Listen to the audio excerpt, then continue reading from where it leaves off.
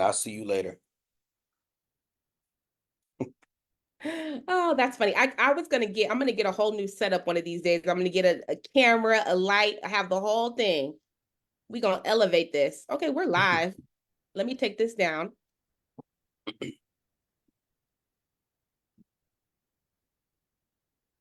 Okay. Hey everyone, you know it takes me a minute to get it together and to get started. I hope you're doing well. Happy Tuesday. Oh my goodness, I've been waiting to get to this Tuesday. I am so excited. We have a very special guest today.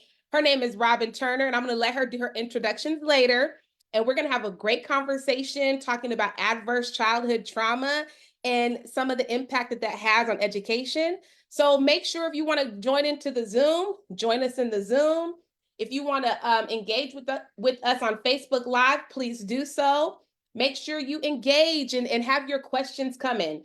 I'm Kamilah Bywaters. I'm running for the Board of School Trustees in District E. And let me tell y'all, we up here winning. That's what we do. And we stay focused on winning. We stay focused on the prize at all costs. Just know that, okay? Listen, the campaign is gearing up. I got new lit coming. I got new postcards coming. I got billboards coming, y'all. These billboards about to be across the city. I have 6 of them coming.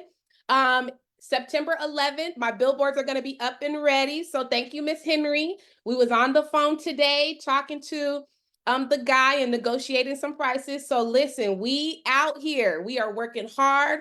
We are going to be knocking doors, like almost probably knocking doors, doing voter reach out like 3 to 4 times, if not more, a week. So however you can help, I need all of your help so that we can share with our voters that the stakes are high. This school board race is like no other school board race that we have had in the Clark County School District. So big shout out to my sisters, Tamika Henry, who's running in District C, my sister, Eileen Edie, who's running for school board in District B, and me running in District E. Y'all, you talk about transforming education. This is what it is. We have worked so hard, community. For those of you who know, who've been watching and who've been complaining for decades, and you know it's been decades, we've been out here complaining and providing solutions.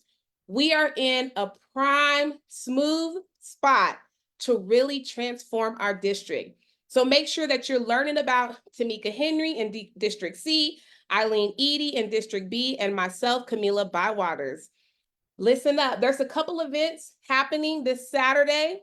Assemblyman Steve Yeager is having a canvas walk. I was invited to join his group. So if you would like to join, please let me know so that you could be a part of that. Unfortunately, I won't be able to attend that day because my cousin passed away, so I will be attending her funeral. But if you're able to join and represent for Team Kamilah Bywaters, I would appreciate that. I'm going to go ahead and let our Zoom guest introduce himself. Martin, you want to go ahead and introduce yourself? Well, I wasn't expecting that, but thank you. It is an honor to be on here with you. And I second everything you said about Miss Tamika and Elaine Edie. That I call that the dream team between 3 of you and Brenda Zamora. I am looking forward to a picture with the 4 of you together, along with Linda Cavazos. But yes, thank you. I'm Martin Walker. I'm with Ujima Community Services and also Nonpartisan Black Voices. And I'm here to support Kamilah and also to be a part of this great conversation. Thank you for having me. You're welcome. Diamond, thank you for joining us today. I don't know if you would like to introduce yourself. You can if you would like to. Hello, hi. I'm just here to support Miss Robin. I follow So You Coach on Instagram, and so I saw a Zoom opportunity and thought, wow, amazing. From Minnesota, I'm able to join in and see what she's doing. So yeah, I'm here to support her. That is so awesome. Welcome, Diamond. Okay, from Minnesota, let's go. Come through. I love that. I don't know who's on the, is Samsung, is that the general?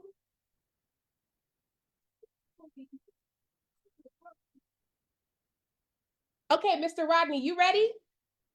Yes, that's the general. I'm dealing with Okay. this new phone. Okay, cool. So we got the general that just joined in on the Zoom. Now we're going to have Mr. Rodney, my co-host, introduce himself.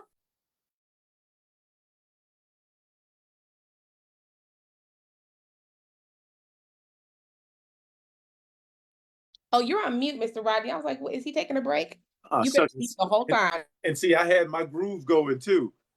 Hey, everybody, this is Rodney Smith. I am the facilitator of the gathering for the last 17 years, every Friday, currently at the Westside Oasis WSO at 808 West Lake Mead Boulevard. And this Friday, we're going to finish up Project 2025. And we have had a full house each Friday as we've gone through that document. We're going to finish it up this week. And also, because my birthday is next week, it's going to be a kind of a little mini birthday party for yours truly and the rest of the Virgos that might be in the house. So it's Virgo season, y'all. But I'm here because I support Kamilah Bywaters. That's why I'm here. And I think she needs to be our next school board trustee. And if I have anything to do with it, she will be our next school board trustee. And just like Kamala Harris is going to make history as our first person of color female president, we're going to have Kamilah Bywaters make history locally as our first Black person for School District E right here in the Clark County School District. So that's why I'm here, and I am really just here to support her. Yes, y'all. We are out here making history, and the haters gonna hate, they gonna hate, they gonna hate. But guess what? You elevating us, Whoop, us, whoop, us. So whoop, keep whoop. doing what you're doing. Keep doing it, because we out here winning. Winning and more winning.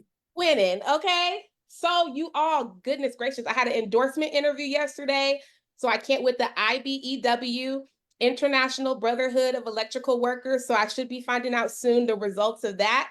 And oh my goodness, I had so much fun with their group. It was so fun. Oh, goodness gracious. So what we're gonna do, we're gonna go ahead and get into our conversation because it's a deep topic, it's a heavy topic. And I'm not sure where Robin's going to take us, but it's important that we understand that, especially for those of us who are working with students and even adults, to understand why people may have the behaviors that they have, because it can really be rooted in deep trauma. So I wanted Robin to come on here today, and I'm going to have her introduce herself, and then we'll get started into our topic on adverse childhood trauma. Go ahead and introduce yourself, Robin. Thank you so much for joining us. First, I want to just say I'm so proud of you. I am proud of you for doing your thing. You're doing it with boldness. You out there creating change. So I'm just proud of you. We talking about years back, right? When we would connect and talk about goals, dreams, and look at where you are now achieving some great things in our community. So I just wanted to first say, I'm proud of you and I'm here to support you too. And thank you for always supporting me. One thing about Kamilah, y'all, not only is she big on the community, but she is for supporting people in general overall. So she is the woman to vote for, y'all. But also I want to say, Diamond, thank you for chiming in all the way from Minnesota. I love Diamond. Been knowing Diamond since she was a young girl, kind of like a mentee of sorts. So thank you for joining in too. I appreciate you. And thank you all for just having me on. I appreciate it. The topic is heavy adverse childhood trauma, but my name is Robin Turner. And I am a licensed clinical alcohol and drug counselor and also a licensed marriage, family, and child therapist, state intern. So I just need to pass that test. But I've been practicing probably for over close to 20 years now. And a lot of my work has been working with youth, working with trauma, working with substance abuse, and all three of those things intertwine, and it all results a lot of time from adverse childhood trauma. I am the founder of a new organization called So You, which is simply owning your own uniqueness. which is created to bring more awareness and more conversation and dialogue about adverse childhood trauma. And a lot of our mission is to really inspire youth to be their best and their most authentic self, but also strengthen family bonds, because that is the key right there to creating more prevention of adverse childhood trauma, strengthening those family cords. And then as we're doing now, even fostering community and bringing more community in and more community awareness about the topic. So again, thank you for having me. I appreciate it. Thank you, Robin. So could you talk a little bit? So what is adverse childhood trauma? All right, so adverse childhood trauma, and the short for that, we call it ACEs. So ACEs is basically any particular traumas that you've had before the age of 18. So this particular study started with the CDC and Kaiser Permanente. It started off as a research program with Kaiser Permanente about weight loss. So what they started to notice is a lot of their patients were coming in for weight loss and to identify some of the things with their weight, and come to find out, they were finding out a lot of these particular patients had experienced some form of trauma. And because they noticed this with predominantly the majority of their patients, they contacted the CDC and say, hey, we need to do some research about this and identify, what's going on with trauma and how is it impacting long-term, our adults long-term, because that was predominantly the patients they were having, adult patients, but all of them had experienced up to 1 to 4 particular traumas before the age of 18, which again goes into some of the long-term health issues, mental health and physical health issues that are identified into adulthood. So that's ACEs. Thank you for that. I'm gonna not throughout, I may interrupt a little bit because we have people on Facebook Live, and then we have questions on Zoom, and then we just had Walter Jones jump in. So hey, Walter, do you want to introduce yourself and talk about what you're running for?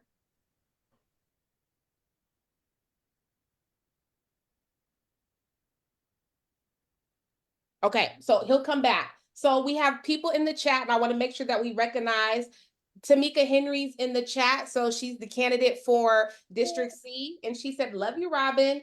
Also, we got Lou Collins talking about turned down for what? Okay, you know how we go. We go hard out here. Thank you. Sweet Lou came through. Yes, and for those who are watching on the live, thank you so much. Make sure that after this conversation, because you see Robin's already gotten into what ACEs are. So make sure that you're sharing this so that we can really just begin to educate ourselves about what's going on.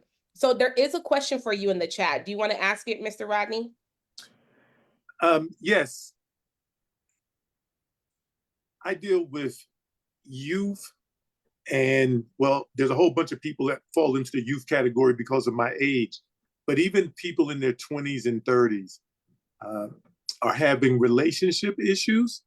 And from my perspective, it seems to be due to their home environment growing up. So what I wanted to know from you first is, what is the impact on our youth as they become adults with fatherlessness or a lack of a father in the home? And is that, or can that lead to a form of trauma? And then the last part of it would be, from your studies and experiences, how does that impact how the two, male and females, interrelate to one another as adults? Okay. To answer the first question, does having an absent parent, mother or father is what I'll say, have an impact on, or is that a part of adverse childhood trauma, and does it have long-term impact? And I'm going to say absolutely. Part of the research and the science behind what Kaiser Permanente and the CDC found was, and they kind of came up with a couple of the main kind of criteria that came up in their testing. And one of those is absolutely having an absent father or absent parent in the home, even to the point of if that parent went to jail or is incarcerated, if you witness that parent being incarcerated, it was scientifically proven in their research to have an impact. Even to add on to some of that too, absent parent or father going to jail, if that child was abused physically, emotionally, sexually, if there was any form of neglect, and to me, neglect could be sometimes not even being there, not being present, and even poverty, homelessness, there's a struggle there. If a parent or somebody in the household is using substances, or if someone in the household has an untreated mental health diagnosis, those were just some of the criterias that were that came up constantly when they were doing the research. So yes, it does have an impact and absolutely is correlated to how we do relationships. Matter of fact, I had a session today in a relationship. I can give a little bit of information. Particular married couple are having issues because they're being triggered by some of their childhood trauma in their parenting.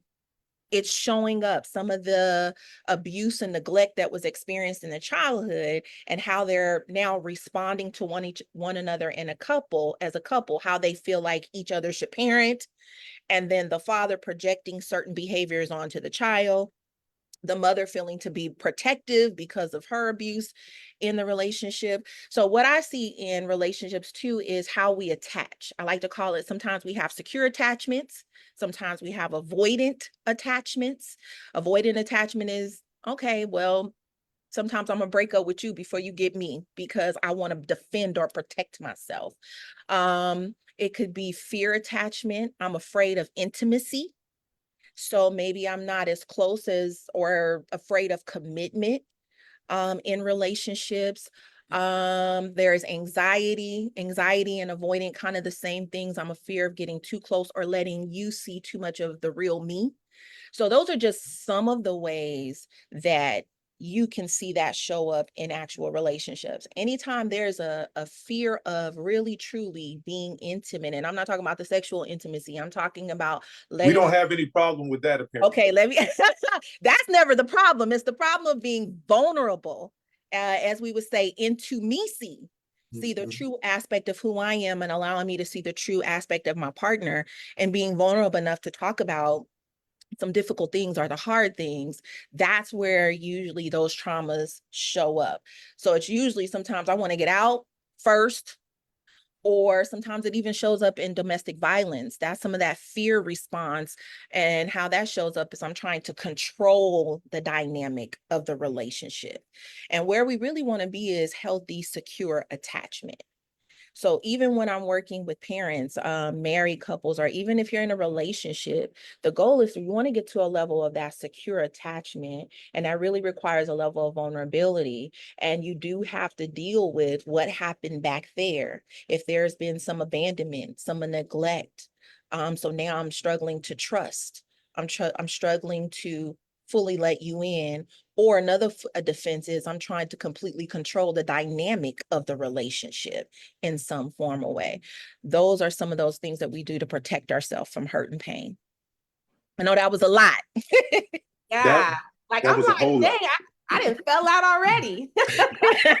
That's a lot. I'm There's so sorry. many, and no, it's good, because I think it's good that we need to get this shock, because there's a lot of so for me, what I'm thinking about is the stigma around, oh my goodness, sharing that I'm going through this, and then getting to that place to wanting to do the work to heal, so that we can break the generational curses and the generational trauma that we continue to pass on.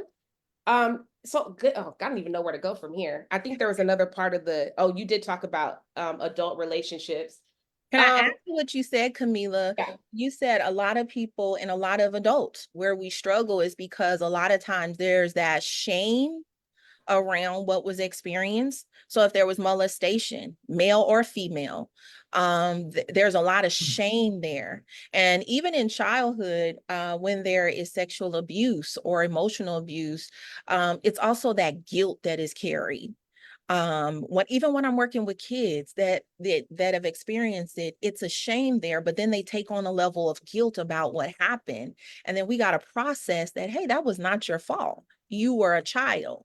But if that never gets dealt with, you literally carry that into adulthood.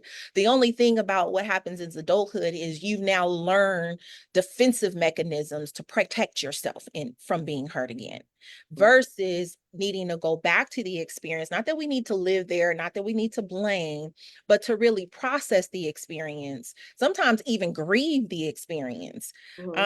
You know, I have a kid right now that I'm dealing with that had an adverse, this particular child is 13, 14, an experience that happened back in childhood, and that 13, 14 now is grieving that experience. Now, just imagine an adult who's never actually grieved the experience. You just learn protective coping mechanisms. Right. All those protective coping mechanisms are never usually healthy.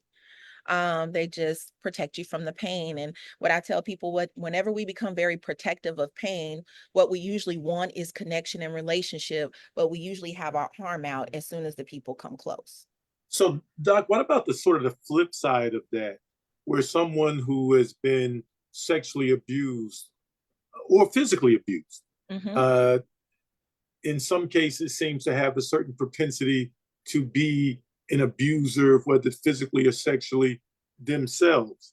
Mhm. Or the other side, where I was talking to a gentleman who felt because his father was not there, he didn't seem to begrudge his father, but he actually um, blamed his mother for his father not there, and that impacted his relationship throughout his life with women Mhm. and relationships in general. That's kind of still that defensive mechanism. I got to blame somebody because I'm still dealing with the hurt so much. And instead of, again, going inward, I'm going to project that pain on usually the people that's close to me. And if it's a mother and that father is not there, or a father and the mother's not there, then I'm going to tend to project that pain out to who's close to me. It's almost that saying when we say hurt people hurt people. If I'm hurt and I'm unwilling to deal with it, I'm going to find a place to project that pain. I'm going to find a place to project that. And that's still a defense mechanism. It's too painful for me to go in and cry, mourn, and do that. But it's easier to say, but you're the problem. You're the one that did that.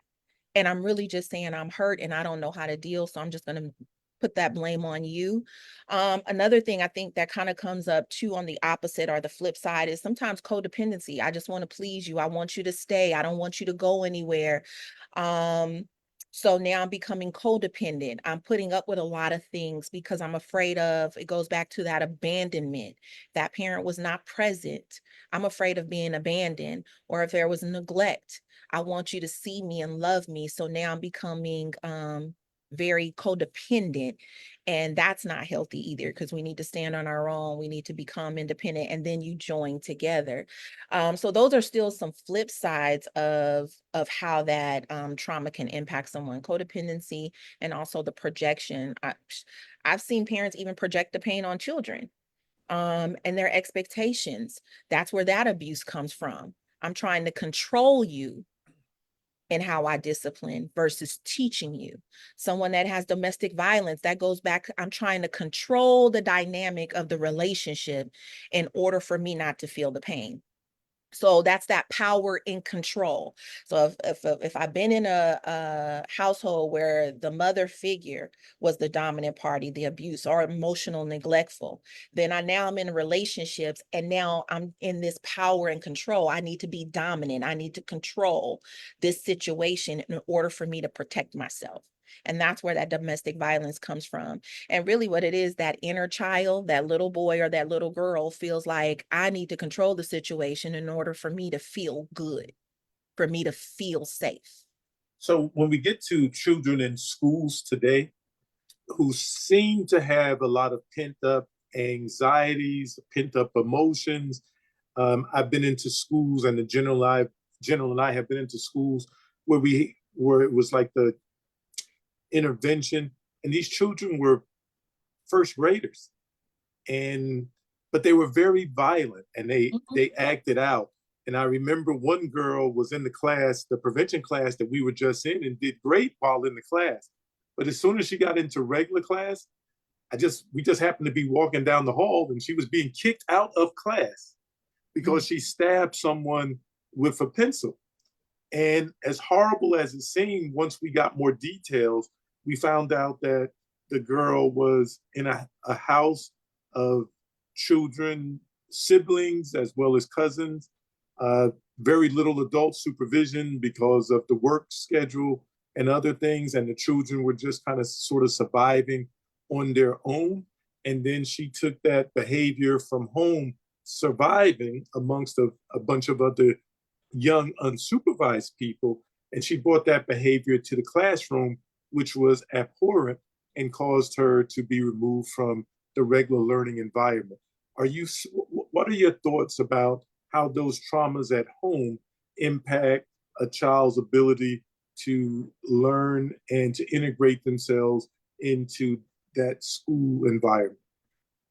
Well, the thing about trauma, and that's a very common thing when there are stressors in the home, very common. I work at a school right now providing therapy, and it's very, very common. Matter of fact, sometimes I can see like, okay, something's going on at home. This is the behavior, but behavior for kiddos like that is a communication that something is happening. And even when I'm working with teachers, I teach them to say, that's not them being bad. That's their body saying, I'm stressed out or overwhelmed. So I'm kind of going to go back a little bit. What happens with our brain with trauma, and even for little kids, right? When kids experience trauma, or anybody experience trauma, it creates it hits our nervous system. And in our nervous system, that's where our fight flight response is. I know if you haven't heard of that, that's the part of you that's like, trauma is scary, run, freeze, or fight. And so it's the same thing for kids.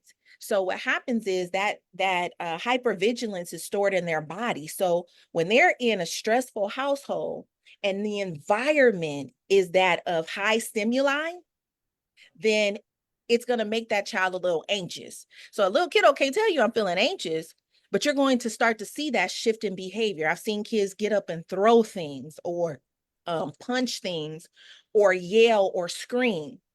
Really, there's their body saying, I'm overstimulated, I'm in my fight or flight response, and I need some help regulating myself so that I can kind of calm to a place. And I can't communicate it with my words, so I'm communicating that with my body. So absolutely, home environments when they're stressful, even for that little kiddo, I could almost imagine the big kids are probably picking on the little kids, which is now I'm going to have to learn how to protect myself as a little one in the environment with all these big kids. So now I'm in this classroom with all these kids, and it's loud in there, and I'm overstimulated, and my body is saying, hey, something is going wrong. We need to get out. I don't know how to communicate that. So I'm going to become aggressive in some way. Sometimes that looks like a kid running under the table. It looks like a kid screaming. It looks like a kid fighting, biting, punching. Those are some of the behaviors that you may see, especially if it's a little one. If it's a teenager, what I've seen is, or a middle schooler, they just walking out the classroom. Dare you to say something, I'm gonna cuss you out, because my body is saying I need to get out of here and you're not letting me, so I'm about to go. So absolutely, you're going to see that. They're not a bad kid. All behavior is a communication when they're children under 18. It's a communication of what they need. And it's our responsibility as the adult teachers to really understand what trauma is. I love the school that I'm at because they're really big on social emotional learning. I think that should be a key thing in schools, social emotional learning. And I think even we got school counselors, but even mental health counselors in school, because as a mental health counselor, that's my background, that's my education, right? So I can also see that kid when they're highly dysregulated and be able to just kind of reach them at their level. Sometimes for little kids, you literally need to not hoard over them and say what's happening. You now need to come down as a child and get to their level and say, what's wrong? Versus you need to get to class. And a lot of times, because educators don't truly understand trauma, even if they know like something may be going on at home, but not fully understand the impact of that trauma on a kiddo's body, the response could actually be more triggering versus what we like to do, which is called co-regulating, which is kind of meeting them where they are and allowing them to feel, allowing them to be in the moment, and then giving them the tools that they can utilize so that they can learn now to regulate themselves. So you mentioned, and I think this will be my last question, but you mentioned that fight or flight and those hormones. One of the questions that I have about that is because you mentioned that they're having this hormonal issue sort of outside of what it should be. Mhm. And what I mean is they're in an environment that have these stressors, which is causing this chemical response, Mhm. which usually increases the levels of cortisol Yep. in the children. And we know that cortisol is there as a protective chemical, but it's not supposed to be prolonged. And when those levels of cortisol are in the stream doing what they do for prolonged periods, it causes physical harm, but it also can impact the brain and some people say even behavioral changes in children. Are there any studies on children in general, but especially children that come from environments like many inner cities that just living in them is a higher stress level environment? Are there any studies that can say we know that when children are in these acting out situations, we've done a test of X amount of children and we found out that they've had elevated levels of cortisol. So in effect, their body is doing what it's supposed to do for that condition. They simply shouldn't be in that condition, and it's causing them to act thus and so. So maybe instead of looking at a physical punishment and isolation for these children, what are causing these stressors and how can we lower these levels of cortisol? What are your thoughts on all of that? Yeah, there are lots of studies out there. Even studying ACEs is a big one that where they're doing a lot of research on the impact of what's happening in the childhood and then those long-term impacts. So they look at kind of what it looks like from that child perspective and then going into adulthood. Those are some. And then when you go into some attachment research, that kind of talks about what's happening in your childhood. So those are just some of the ones that I know of. I can't think offhand of any more studies, but I do know ACEs, when you go into attachment, those are just some of the ones that I know. Okay, Sister Kamilah, I tried to lay the groundwork for some of the roads that we may be traveling down from the chemical, hormonal, behavior, home environment, how that interrelates to the school environment, ultimately can lead to the school to prison pipeline because of the environment these children are in and these elevated levels that may cause them to act out in ways that are not conducive for the classroom environment. Absolutely. Absolutely. Hello, everyone. I have a question. Go ahead, Walter. Hello, how's everyone doing? Hey, Walter. Good. How are you? I have a question. The doctor was putting out some great information. I can go back from when I was in school, and I was typically like a class clown. So they figured something was wrong with me, but I was just a joyful kid. So the first thing they wanted to do was put me in special ed because they felt something was wrong with me because I joked around a lot. But thank God I had a mother that wasn't going to accept that. So it turned out that, you know, at first I thought it would have been fun because they weren't doing nothing but in their coloring. But in the interim, I'm like, nah, this, you know, so my mom like, no, ain't nothing, it's nothing wrong with my son. But I think the biggest problem we have with our school system right now, and it's been going on for a while, we're not hiring the educators that have a passion to teach the kids. Because if Billy can't read like Johnny, he's considered slow. But Johnny is better in math than Billy, but then they're not trying to get rid of him. So I really believe that our biggest thing is to make sure that we have the educators that have a passion about teaching. Every kid is not going to be the best kid coming in there. And I was listening to everything. You got to look at a lot of these kids' home situation. Some of these kids are coming from a home where they're 12 years old and they're the adult and raising other kids. So we have to take in consideration that we if we don't take the time to go look and see how these kids are being raised, and we have to start all this at a very early age to make sure that these kids don't go from school to prison. And it's going to take us as a community to check on these kids to make sure, especially, yeah, a woman can birth a kid, but it takes a man to raise a son, just like it takes a woman to raise a young lady, to become a young lady. And I went through that in school. And like I said, I thank God for the mother that I had to make sure that they wasn't going to put her son in somewhere where he doesn't need to be. And that's the way I feel about it. Did you have a question for her, Walter, specifically? For Ms. Turner? Yes. Oh no, what she was talking about was excellent. It was some great information. Unless she live in my district, I need a vote. But yeah, other than that, Hey. it was some great information, some great dialogue, some stuff that made a lot of sense. Because like right now, I'm putting together a nonprofit, and what I'm putting together is higher learning brings higher earnings. So I'm starting with the kids in the 5th grade, and we're going to start mentoring them and get them exposed to different things that they need to look at. Because a lot of these kids' minds now is always on sports and rapping. And we got a lot of individuals out there that's role models. I mean, you take you, for example, Rodney, you're a role model. You take Mr. Walker in the military, he's a role model. We got a lot of role models that, yeah, you might not see them on TV, but they're role models. They didn't raise families, they didn't raise kids, they didn't own homes. Those are our role models. Not the one that you're going to see on TV that you won't be able to ever get close to. But these are guys that's right there that you can mentor to them. I can take a kid to go meet Rodney. I can take a kid to go meet Mr. Walker. And they can tell them experience. Those are our role models.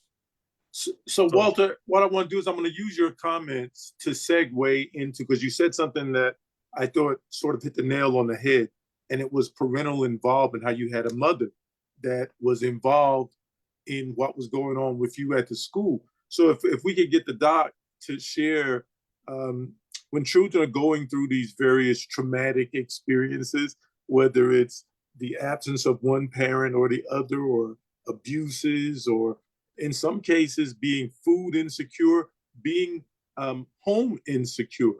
And then when they get to school and maybe they're acting out, or in some cases falling asleep, depending on which end of the spectrum they are. Doc, what I would like for you to do is share the importance of parental involvement in engaging with the overall school staff to ensure that their children are getting the tools and things they need to become successful scholars. First, I want to say this. I'm not a doctor, so I want to correct that out there for my license. I am a marriage and family child therapist, state intern, so I want to correct that. But yes, parent involvement, when Walter said that, is absolutely huge. Because when we're working at the school, if we have the parent, and it's almost like the school is kind of your village. It's almost like we're kind of working together. The kid spends a lot of their time in school and with you. So if we can provide some nurturing and support here, and then what we do and what you're doing at home, if they can align in the school, that creates so much academic and social emotional progress for a student. We could be doing something that we think is valuable for a student, but then we don't know what's happening at home. The more parent involvement, the more parent engagement, and all of us on the same page, the school and the parent, it impacts what's happening in school. It supports the kid at school. They know that their parent is involved at school. It impacts their behavior. It impacts their focus and concentration. It takes some of the weight off of them. And then they also know what's happening at school is going to have impact at home. So when I have a parent and I'm like, sometimes, little Johnny is acting up because he's behind. I need your support at home with this packet that the teacher is willing to give, and take the video game away and sit down for 2 hours with Johnny and have him take the video game away and focus on that.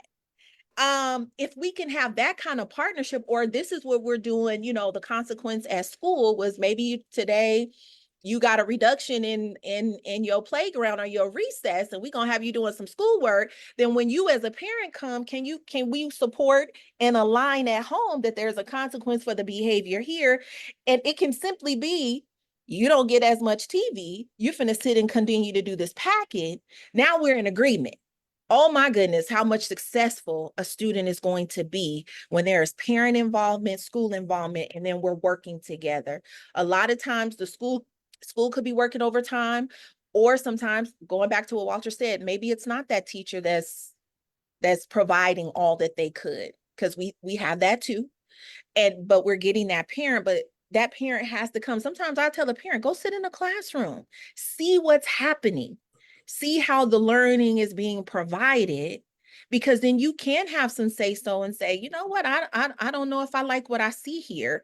And then you can work in either some movement or see what we need to do, because it's definitely sometimes that teacher, and then sometimes again we don't have that enough parent involvement. The two definitely need to be married to see true social emotional and academic success. I've had so many kids this school year, it's blowing my Miss Robin with so much anxiety. And a lot of times parents don't know how much anxiety a kid is carrying. They don't know this child knows that there's some struggling financial, or there's some things going on. And now they're coming to school. Just had a kid today and say, I can't even focus. You know, some things in our house is going on. And Miss Rob, I can't even focus right now. And that parent probably has no idea. This is why, to me, I'm gonna advocate all day. I believe mental health needs to be in schools. I think mental health being in school, we can identify when it's little Johnny and he's not adjusted to structure, so he want to play. That's a typical kid. You want to run and play. So now let's create some systems where he can get that, but we can also create some structure between the parent and home, so that the child can now to a little bit more structure versus play. So definitely, I think that answers the question. Yes, parent involvement is huge. I say advocate, go in the classroom and sit, because sometimes you can see what's going on. Like, you know, how's this? Because we have rug time. We have a time at our school where there's time all the kids go sit at the rug. It's reading time, right? And I have kids are kids. They want to get up. They want to run around. That's not a behavioral issue. That's the child being a child that doesn't want to sit down, and you just got to give them time to readjust to the classroom. So I think mental health can kind of help streamline and identify what's what when it's. So we have Martin Walker has his hand up, and he has a question for you, Ms. Turner.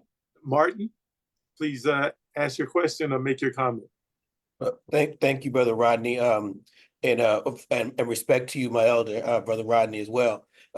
You kind of touched on something I was thinking I was going to bring up anyway when you were asking your questions. Had more to do with the child's behavior and then being, I would say, labeled as misbehavior or being bad.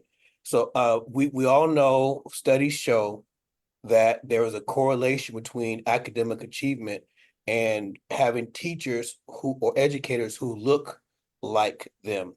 Mhm. And I want to, if I draw that correlation, my question kind of comes out to be, do you think there is a correlation between that, okay, the child is having that trauma, and maybe having that educator who looks like them, maybe having a safe space, thinking this person, because they look like me, maybe can I kind of resonate or understand where I'm coming from, and maybe that could help mitigate some of those labels, and also ultimately that pipeline to prison aspect. Absolutely. Even just me being a counselor and I'm in a predominantly Hispanic school, so it's not as many Black kids there. So even for them, sometimes it's like, well, they'll come to me, Miss Robin, can I talk to you real quick? Because this is what's going on. So I definitely know there's a safety there. that they feel, that they can come and talk to me and know that I'm going to advocate for them and know that I'm going to have their back. Even for my Hispanic kiddos, we have a lot of individuals that speak Spanish. I think it creates a safe environment. So when they are going through things, there is somebody that they feel like I can go to that person that is going to build, that I can feel safe and feel trust and I can trust. I think the other part of that too, which is very important, is also being a person that I use the term clinically co-regulate to be with a kid. Sometimes we can just focus on changing behavior or correcting things versus just letting a child be and letting a child feel. I think anyone can provide that. I definitely, if you look like me, I'm gonna feel that with you. But even if a teacher can understand what trauma is and be able to create that safe environment and say, I can just sit with you and be with you in this moment, you can create change in that child. There can be impact in that child.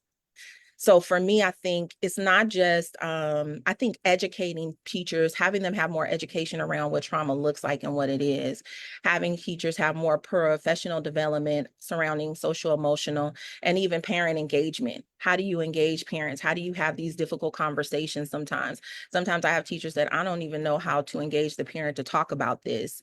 So I think honestly, more parental education for teachers. I'm sorry, not more parental education, but more education about trauma and even behaviors, I think is what's important.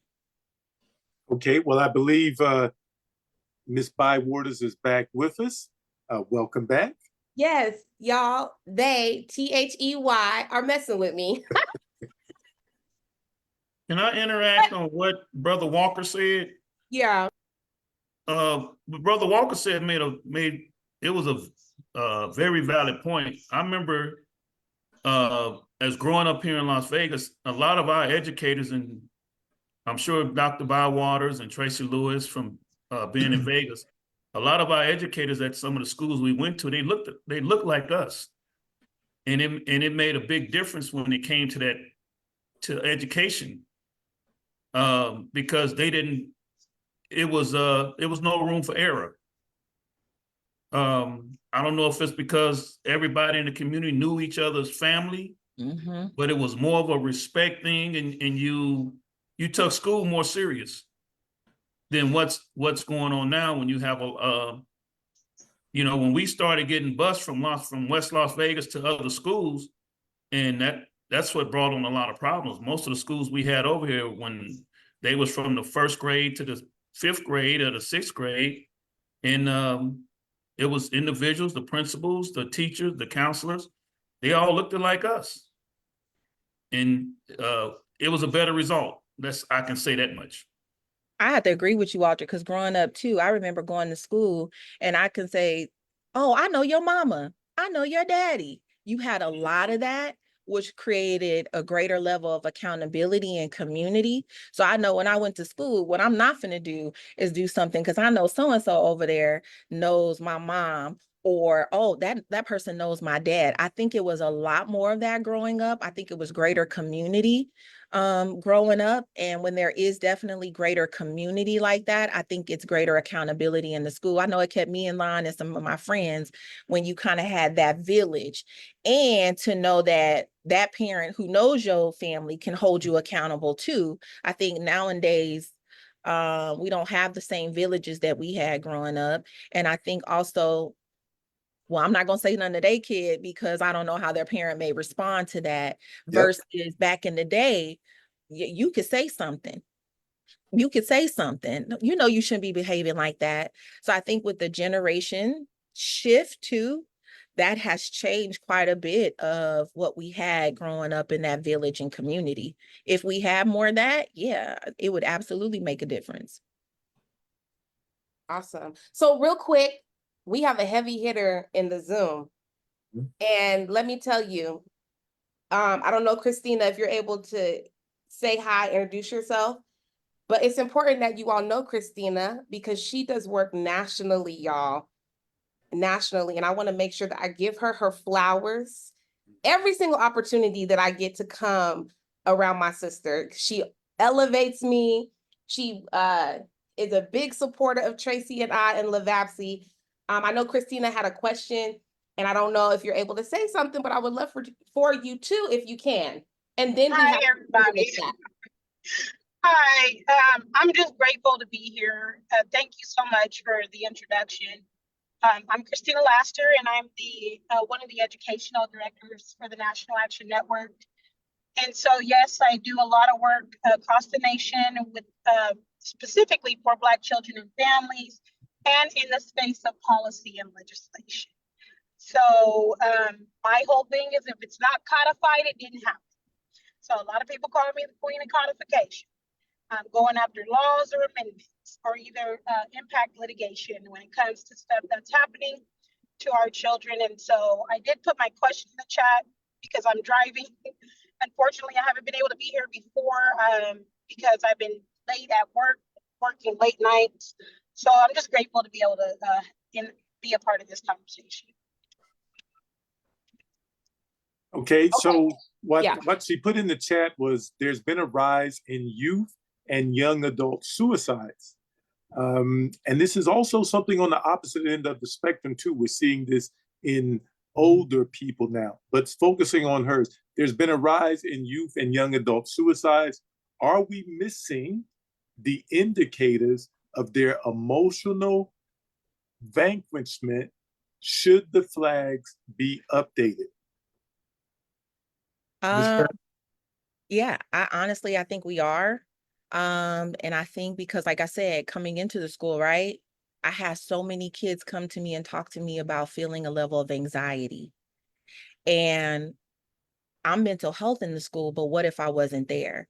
Usually I'm talking to a lot of these kids and there's definitely an increase in suicidal ideations. So sometimes because we can dismiss or look at the behaviors as just that, you bad or you acting out, we can truly miss the sign that no, I'm actually crying out for help. I need support. I'm feeling dysregulated. I'm feeling frustrated. So because we're looking sometimes at behavior as just you bad or whatnot, sometimes we're not asking the right questions or just being, as I say, co-regulating and literally just sitting with a child and letting them say how they feel. If we just let them sit, half the time I just sit and say, what's going on? Versus why you ain't in class? No, what's going on? I noticed you ain't in class. My approach and my response immediately takes their walls down and say, I'm not in trouble. I feel safe to tell you what's happening with me. And so those initial response of teacher, admin, whoever it may be, can just create just that guard. I don't feel like I can talk to you. And therefore, now we've missed the signs that that behavior is saying, I need support. I need help. I think a lot of kids, especially since COVID, I think we even seen that increase in suicidal ideations and suicides in kids ever since COVID. And again, that's a lot more kids that were at home in those crises, in those environments. But even now with TikTok, stuff that they're seeing, the outlet is sometimes, well, it's better if I'm not here. So they don't have those healthy supports. But I feel like if we get better at that co-regulating is simply just being with the child and allowing them the space to say, this is why I'm not in class, or this is what I feel. This is why I did what I did. And just allowing them to say those things and experience and express their feelings, I think we could catch a lot of things much quicker. And then that child can tell you, well, I've been thinking about suicide. There's been a couple interventions within a school year that I've been able to intervene. And even though the kid knows that I have to report, it's still even just knowing that there's a safe space for me to just say, yeah, Miss Robin, I've been cutting. Yeah, Miss Robin, I'm feeling anxiety or I'm being picked on at school. So now what's going on at school is being increased because of also being bullying at school. So what's going on at home is heightened because of what's happening at school. Like I said before, our kids are carrying a lot. I do think internet, social media has played a factor in that. I do for sure. That comparison, watching what other people are doing, I definitely think that plays a lot. But I do also have to agree, we are missing the signs because we're not asking the right questions. So in that vein, you also mentioned crisis at home. Mm-hmm. And you related it to COVID. And one of the things that maybe was unsettling to a lot of people is when they were doing school at home, they got a chance to see the child's home environment through the cameras on occasion. And it alarmed a whole bunch of people. Can you take a moment, and we're coming down to the end, but we'll see if Ms. Bywaters can give us a few more minutes, if you can stay with us a few more minutes. Can you share a little bit with us about the crisis at home, what we saw when children were home in COVID that rang a lot of bells of alarm? Can you share that with us and how it impacted your overall view of the impacts on our children? Definitely. First of all, let me say I used to work for Department of Family Services. A lot of our calls would come from school. So that means if the child is at home and experiencing any kind of abuse, neglect, whatever it may be, the safe space became school.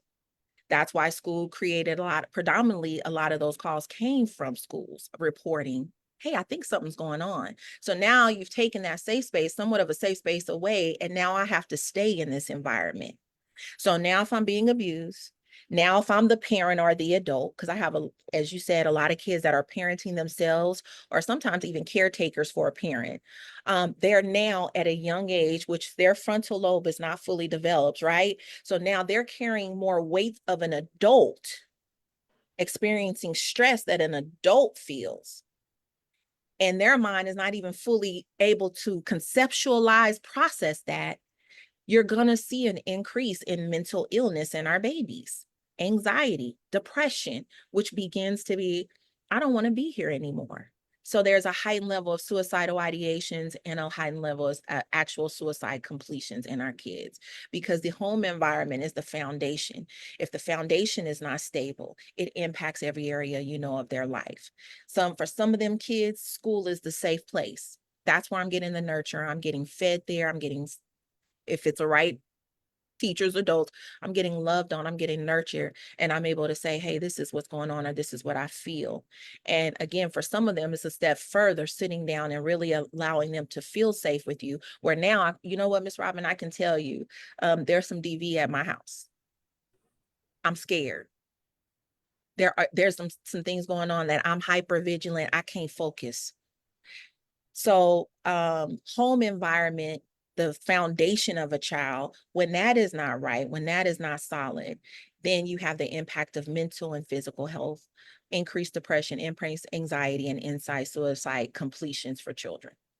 So, Ms. Turner, we're starting to see children, and maybe not starting, is something that's continuing, a lot of medication for our children, especially for our Black and brown children, even more so for our boys. And you mentioned something earlier about the impacts of the stressful environment, how it can impact the chemical imbalances. You talked about the frontal lobe not being developed. We talked about cortisol, which I believe is related to the hypothalamus. Yeah, I believe that's the hypothalamus that cortisol and adrenaline. Yep. Well, in combat, we have studies of troops when they're in combat and they're in a combat zone.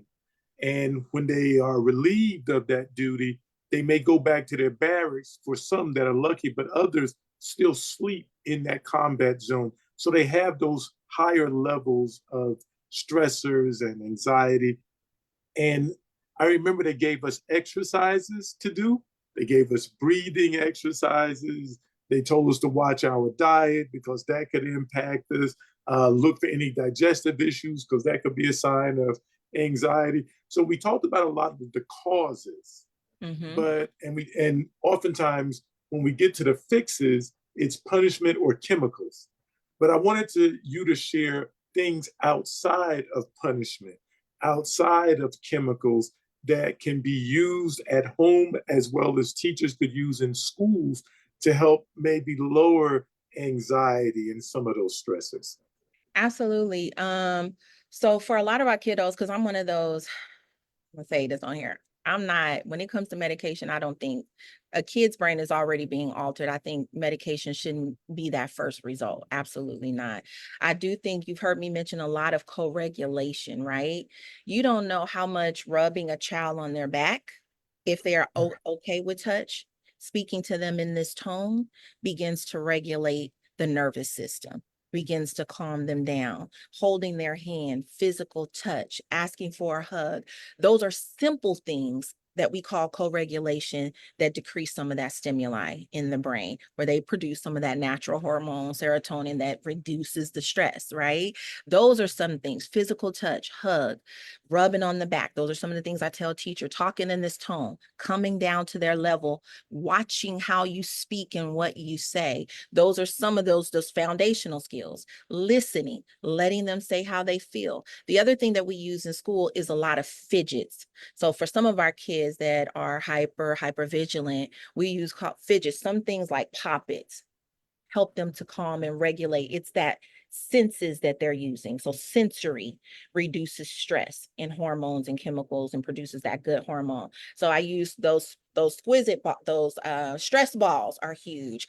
The poppets, kids love that. The sense of smell. Sometimes just rubbing, I have that stress lotion from Bath and Body Works. I'll say, put this on. And literally for them, it's regulating to the nervous system, things like that. So applying sometimes to the senses, we do some grounding techniques. What are the 5 things that you can see in the room? What are the 4 things that you can touch? What can you smell? So applying to the systems relaxes, the 5 senses relaxes the nervous system.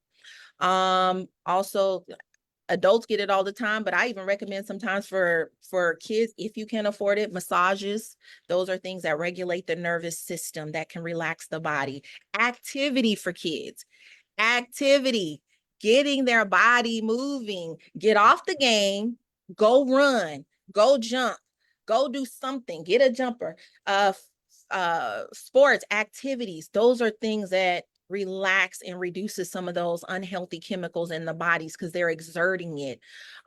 Definitely another thing I would say, not so much social media and TV, y'all. It's almost like we're in a community, in a place now where we're overstimulated as a people anyway. But when you have trauma, it's also still impacting the nervous system. They're hypervigilant, that overstimulate. So sitting on a video game is still appealing to that place in the brain. So when does the brain calm down unless there's some form of meditation? I do guided meditation in the classroom. We have it in the classroom. We have days where we start the day, the teachers will start off with guided meditation, just teaching them to be still. Close your eyes and get to a place of stillness. So those are a lot of things, trinkets, sensories. Those are some of the ways that you can reduce some of that stress.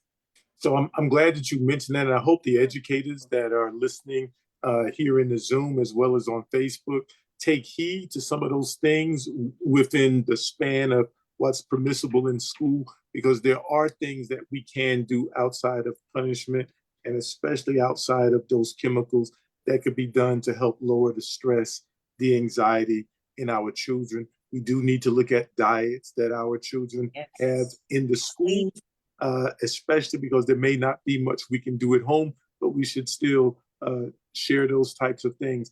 I'm going to turn it over to Kamilah, because I believe we're over our time. Okay, I see that we do have somebody that's coming in. Go ahead, Miss Amy. I just wanted to say, I'm going back to when we had the Gen Z meeting, and that was my first time really realizing that these kids don't really communicate. They play games, video games from their house to the other house. They're not with a group of kids all the time. And I think a lot of the communication skills have been lost, and they can't deal with what they're going through anymore. When we were out on the street every day until the street lights went out. But now they're at home playing video games, but they're talking to kids, but they don't even know who those kids are a lot of times. And I'm thinking that might be a major problem too, that they're not dealing with. Absolutely. All that goes with overstimulation of the brain. It's almost like the brain is already, when there's trauma, hypervigilance, on guard, alert. And when they are on those video games, it's hitting that same nervous system and it's overstimulating. So it's almost like the brain is not really getting any real rest. So it's not. And then we have a lot of kids, because of certain things, they're not going to bed until late at night. So now that's impacting the nervous system in the brain. So lack of sleep, video games. I'm overstimulated now. So when it comes to now, I got to sit in the classroom and focus. A lot of our kids can't.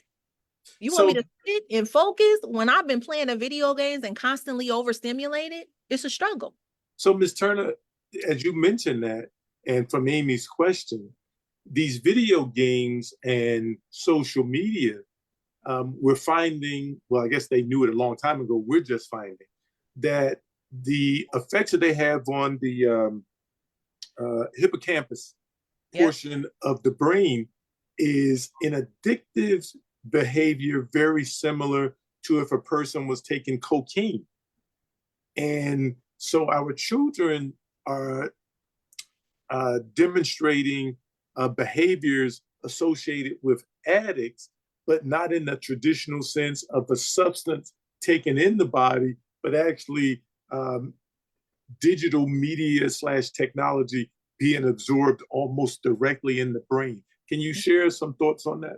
Yeah, you going deep today. Okay. That's that dopamine that's hitting. So dopamine is what you're talking about, the reward system of the brain. And that's what happens when there's an addict behavior, right? It's hitting that reward system unnaturally. So now it's releasing dopamine, that feel-good hormone. But too much of that, again, rewires the brain. So when you talk about the hippocampus, that's almost like, I like to say, like a computer, the place of the brain that remembers, hey, this is what feels good. So when they're on the TV, even just watching TV all day, playing that video game, it's like a drug. You're releasing tons of dopamine in the brain. That's stimuli. So now when it's time to, again, go back to sit down and just to calm down, my brain is wired. I need another fix. I need another hit. I want to go. Matter of fact, I had a little kid, I think it was a second grader, struggle with learning, struggle with focus, acted up, got down to the root of it, sit down, talk to him. He want to go home, play his game. He don't want to be at school. He want to go play his game. So I'm not going to do none of this because I want to go home and play my game. Well, that's that addictive behavior in a second grader. That's all I want to do. So I had to get, me and mom, we have a conversation. The game, I mean, at this point, complete withdrawal. It has to go. It has to go. And if there is that time, have him earn it back and only set it for an hour or two, because right now it's impeding on his learning and it's impacting him. He'd be gone, just literally, the teacher would be talking and his brain is completely somewhere else and you can see it. Nothing is wrong. It's not a mental health issue. Right now, his brain is overstimulated and we just need to change some things in his day-to-day lifestyle. Simple as that. Right. So, With the talk, he probably seeing the game in his brain, y'all, because let me tell you, I was playing, what is that one of the little Candy Crush. I played Candy Crush so much, I started seeing the little symbols. I was like, no. And so that's real. Yep. Them especially symbols when was it's coming up. little, it's like, come on, get off of it, get off of it. It's impeding on learning. It's impeding on learning. They can't even focus or retain information because it's impeding on their nervous system. So Goodness gracious, Robin. Thank you so much. This was a really, and there's so much more we could go, but I do want to acknowledge our friends who were on the Facebook Live really quick. Thank you, Winona, for joining in today. She said she loves these consistent meetings. So we do have some more. I'll let you know the next schedule. Thank you, Tracy Lewis. Also, Dr. Tanya Holmes Sutton was on, and she said that this is great information that all teachers and school leaders should learn and learn how to recognize the students' needs. Dr. Tanya Holmes Sutton is also running for the Board of Regents for District 4. So please make sure you look her up. She is phenomenal and she needs that seat. And her world would be in higher education. Thank you, Miss Amy, for joining us. Y'all, Miss Amy accidentally sent me some money and she said I could keep it. I said, thank you. Thank you for the double press. I accidentally sent you some money. All right. And she said I could keep it. So Miss Amy, you know I love you and thank you so much for your support. And actually, no, I'm not going to say that. But thank you so much for your support of Robin. That's what I'm going to say. Belinda Denise does have a question. What is the workaround when there's no support from home? Ooh. when there's no support from home, and this is what I tell teachers, then we are the village. That means and this is where it's no longer you just being a teacher, right? It ain't just about teaching. This is where that real care for kids and what you do. So now you're really going the extra mile to co-regulate with a child, be with the child. Sometimes, depending on what it is, we may have to reach out to additional services. But what I like to do and what we usually like to do at our school is really just kind of go the extra mile and create some workarounds. So if it depends on what it is. So if it's social emotional, what I love about our school, we have mental health there. So it allows me to pull them out, work with them. All I need is that parent to give me that consent, and then I can work with them. Sometimes teachers, what I say, do little things like on your lunch break, let the child eat with you. The more nurturing, the more love that one person can provide to a child, there's a level of healing that can happen. When you can give them some coping skills to go back into their environment, then you support some level of healing to that child. So usually that's where you got to go a little bit above and beyond as a teacher. You ain't just teaching, you there to love and nurture on some babies. That was powerful. Thank you. Love and Thank you nurture for on that. some Love and babies. nurture on some babies. Yes. Yeah. So I think you answered the second part to that question from Belinda. Denise, how do teachers have that type of time to spend with kids emotionally when they are required to teach from bell to bell? I did. It's the going the extra mile. It's Yeah. that teacher that's willing to say, I'm willing to take my prep time. You can come sit in here with me. Let's listen to some music, or let me give you a little here, you can help me. You want to do this? Why don't you cut this for me? And we just gonna listen to some music while I'm on my prep time. Or you want to come eat lunch with me? Those are the little things for little kids that go a long, long way. Even for my middle schoolers, my 13 years old, if they can just come and sit in the office with Miss Robin and we just listen to some music while I'm typing up some notes, it goes a long, long way. And I give them the tools. Here's how you meditate. Take this home with you. Put your headset on. Quiet your mind. You can take this journal. I'll buy a journal for a kid in a minute. You like to write? Here, take this. You like to sketch and draw? Let me give you the sketchbook. Take that home and you can draw. Here's some fidgets that you could take home with you. So it literally is honestly going the extra mile. It's going to require a little bit more of your time. So we have a comment from Miss Christina Lassiter in the Zoom chat. It says, in loco parenthesis, in loco parentis is the legal requirement and baseline standard of caring for other people's children as if they are your own. And in that, I also wanted to put out that my daughter is a counselor in the CCSD. And one of the things she talked about is not having enough of her and her not having enough time for the student population, because sometimes she may have two schools. But the issue that came up is when teachers are doing that extra, because extra is in addition to. Yes. Well, at some point, you can only do so much. And we're talking about anxiety and stressors and trauma on children. But in order for those children to learn, they have to have capable, healthy teachers. And with the excess, or let me say, with the extra burdens that we're putting on our teachers and expectations, I don't know if they have access to the counselors like that, but for those of you who are running for office, Ms. Bywaters, Boo, who's running for, I believe, assemblyman, we really need to look at the number of teachers that we have per student as we're adding these extra burdens on them. But we also need to ensure that our teachers are healthy, because in the vein of providing these extra services to our children, the long-term result could be unhealthy teachers. And that can also have major impacts, especially to those students where that school is their safe place.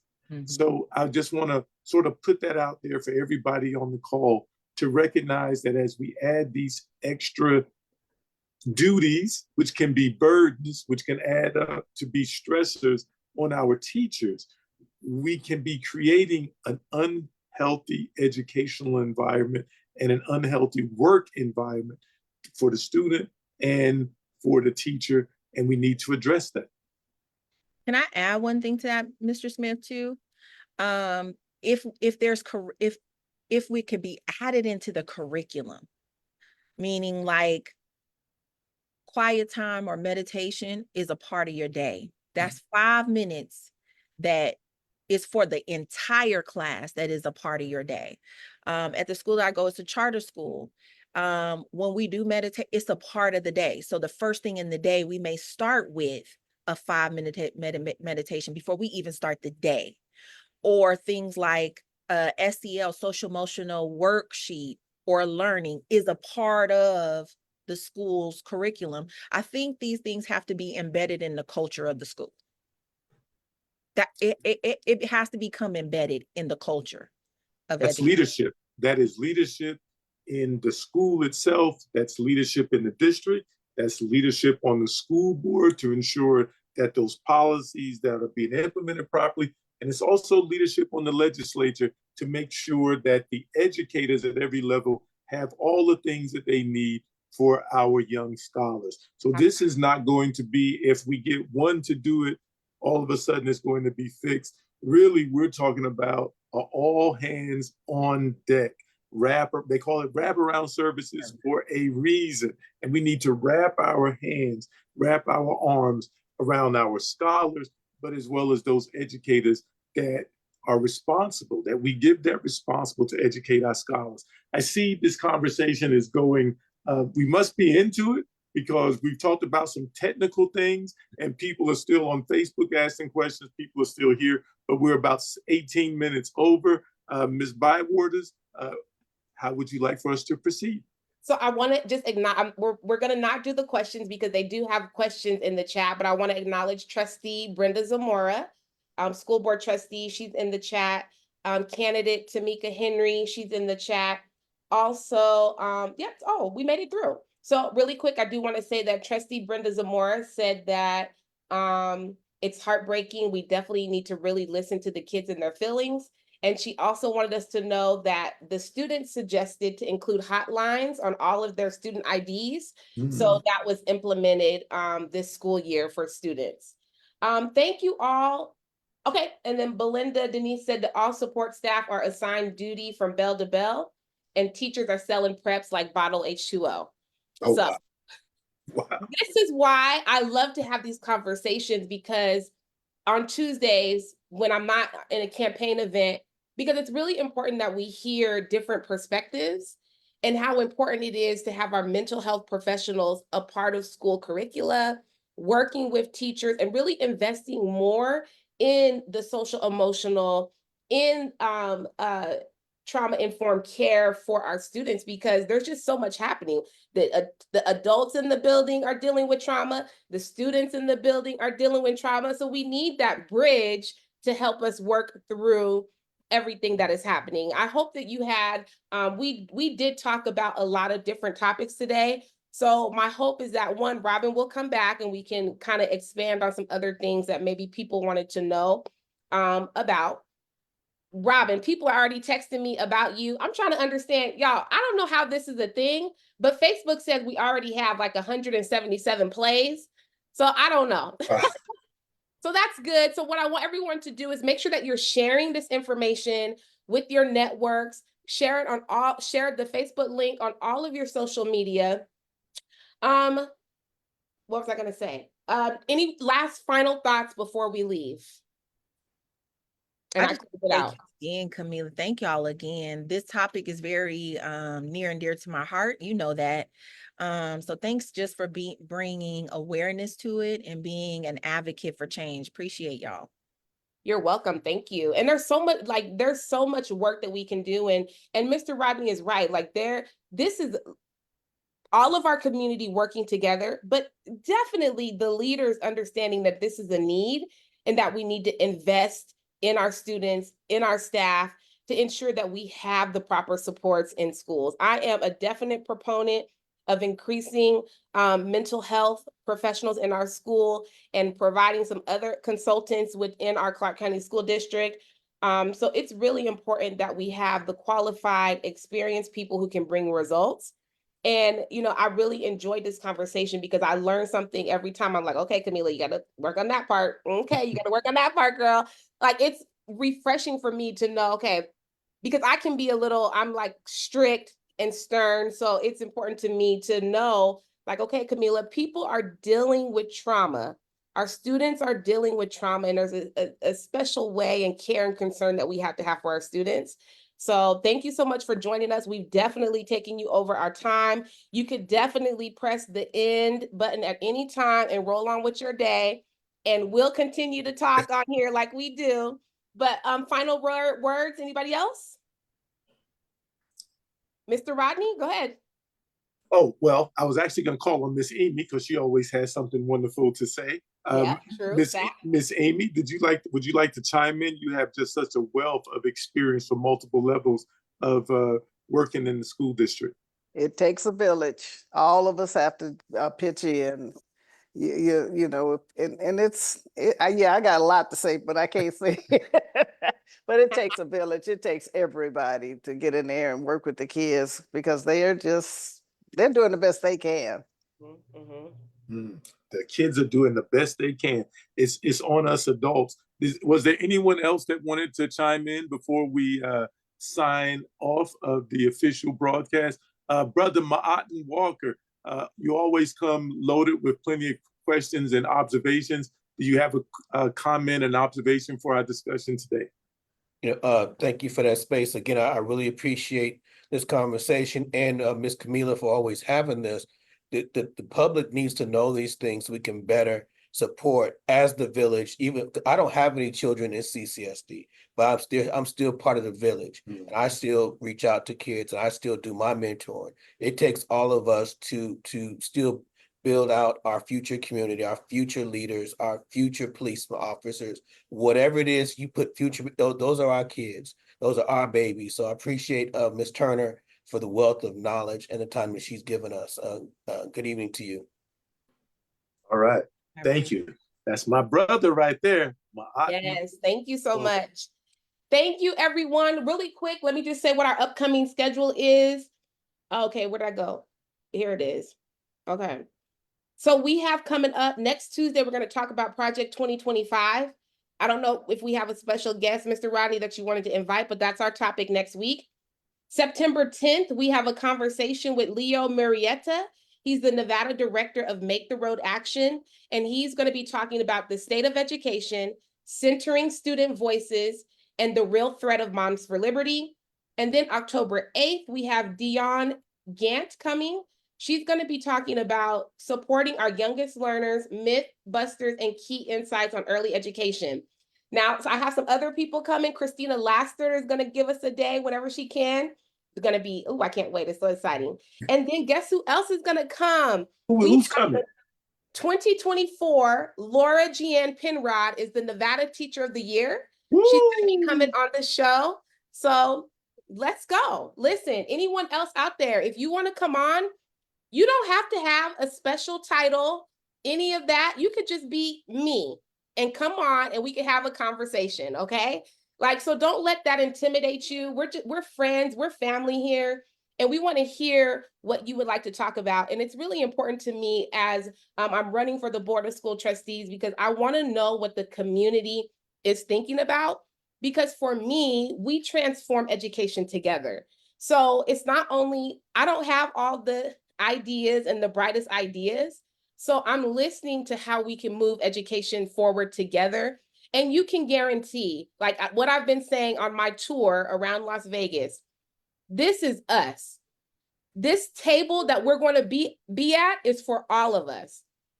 And I am absolutely serious about that. It is our turn now. Take the however you want to take it, but it is our turn, okay? And I'm ready to transform education in the Clark County School District. Our children deserve better. Our educators deserve better. Our support staff, administrators, we all just deserve better, okay, y'all? So thank you so much for joining us today. Please know, wherever I'm sitting, you are there too. And I really hold that into my spirit and into the work that I'm doing. Thank you so much for your support. My name is Kamilah Bywaters. I'm running for the Board of School Trustees in District E. Let's continue to work hard and let's get this seat, y'all. Have a wonderful evening. I hope to see you next Tuesday. Bye-bye.